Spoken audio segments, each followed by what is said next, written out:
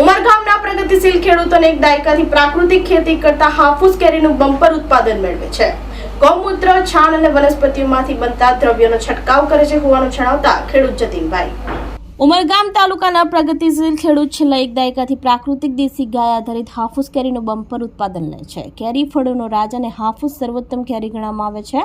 ઉમરગામ તાલુકાના કનાડુ ગામના ખેડૂત જતીનભાઈ, જેમની પાસે 500 હાફૂસ ઝાડની વાડી છે, તેઓ 10 વર્ષથી કુદરતી ગાય આધારિત ખેતી કરતા આવ્યા છે। તેઓએ જણાવ્યું હતું કે ઘન જીવામૃત, આચ્છાદન, વાપસા, ગોતકૃપા, અમૃતમ સહિત 5 દ્રવ્યો જે ગૌમૂત્ર, છાણ અને વનસ્પતિઓમાંથી બને છે, જેનો છંટકાવ કરે છે। આમ પ્રાકૃતિક ખેતી દેશી ગાય આધારિત ખેતી હોય છે। તેમણે આત્મા પ્રોજેક્ટની ટ્રેનિંગ લીધેલ છે। તેઓ કોઈ પણ પ્રકારના રાસાયણિક ખાતર કે ઝેરી જંતુનાશક દવાનો ઉપયોગ કર્યા વગર હાફૂસ કેરીનો પાક છેલ્લા 10 વર્ષોથી ઉચ્ચ ગુણવત્તાવાળી કેરીનું ઉત્પાદન લેતા આવ્યા છે। પ્રાકૃતિક ખેતી કેવી રીતે કરી શકાય તે અંગે માહિતી આપવામાં આવી હતી। આ કાર્યક્રમમાં અલગ અલગ વિસ્તારના 500 જેટલા ખેડૂતો હાજર રહ્યા હતા। જતીનભાઈ જયંતિલાલ પટેલ, વલસાડ જિલ્લો, ઉમરગામ તાલુકો। અને અહીંયા મારું પ્રાકૃતિક ખેતી 2017 થી કરું છું। સુભાષ પાલેકર ગાંધીનગરની અંદર 2017માં આવેલા ત્યારથી 10 વર્ષથી પ્રાકૃતિક ખેતી કરું છું, ગાય આધારિત ખેતી। અને કેન્દ્ર સરકાર, ગુજરાત સરકાર અને આપણા રાજ્યપાલ શ્રી દેવવ્રતજી, એનો ખૂબ આગ્રહ એવો છે કે પ્રાકૃતિક ખેતી કરવાની, અને આખા ગુજરાતની અંદર બધા ક્લસ્ટર બનાવીને પ્રાકૃતિક ખેતી કરવા માટે દરેક ગામની અંદર 3 ગામની જવાબદારી આપેલી છે અમને, અને ખેડૂતોને તૈયાર કરવાના ગાય આધારિત ખેતી માટે।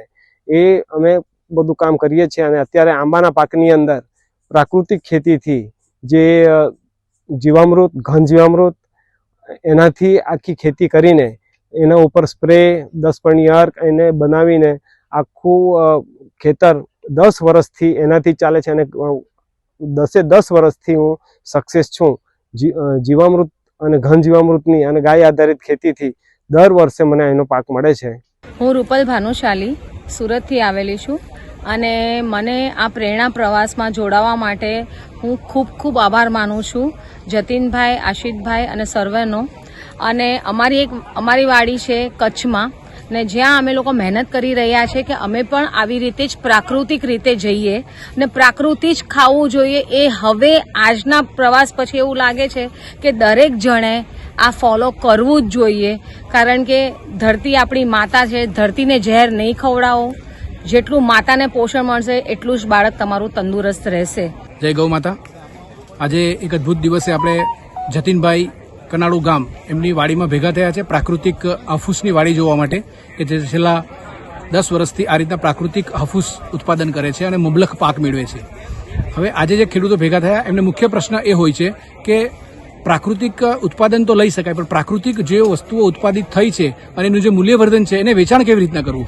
વેચાણ કરવાનો સૌથી મોટો પ્રશ્ન છે। એનો પોષણક્ષમ ભાવ મળે અને ડાયરેક્ટ ખેડૂત પોતે ગ્રાહકને વેચી શકે, એને માટે શું કરી શકાય? તો એની માટે આજે ચર્ચા વિચારણાઓ થઈ, અને એની અંદર સુરતમાં જે એક સફળ મોડેલ બનાવ્યું છે તેના વિશે વાતો કરી। એમાં 3 રીતે આપણે કરી શકીએ। એક, પોતાનું પર્સનલ વોટ્સએપ ગ્રુપ એસ્ટાબ્લિશ કરવું પડે, કે જેની અંદર એક ગ્રુપની અંદર કહી શકાય કે મારી પાસે આટલી વસ્તુઓ છે, મારી પાસે આટલી ખેત પેદાશ છે અને આટલી અવેલેબલ છે, એટલે એ ગ્રુપની અંદર જોડાયેલા દરેક સભ્યો એ વસ્તુઓ મંગાવી શકે જે આપણે નજીકના એરિયામાં હોય ત્યાં સપ્લાય થાય।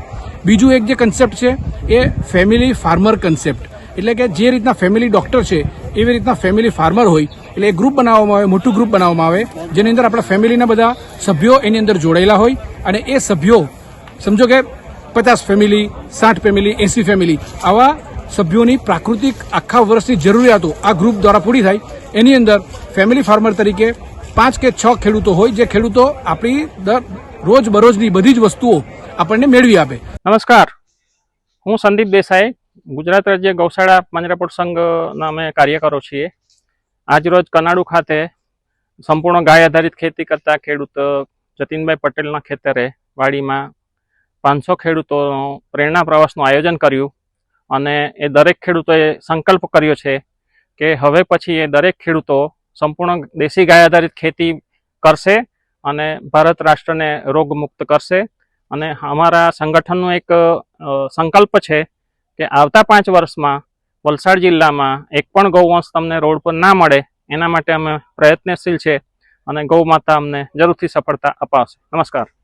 આપણી સંકલ્પ ન્યૂઝ ચેનલને સબસ્ક્રાઇબ અને લાઇક કરો, બેલ આઇકન દબાવો જેથી આવનાર ન્યૂઝ અપડેટ્સની નોટિફિકેશન આપના મોબાઈલ પર સૌથી પહેલા પહોંચે. Like, subscribe and share the video.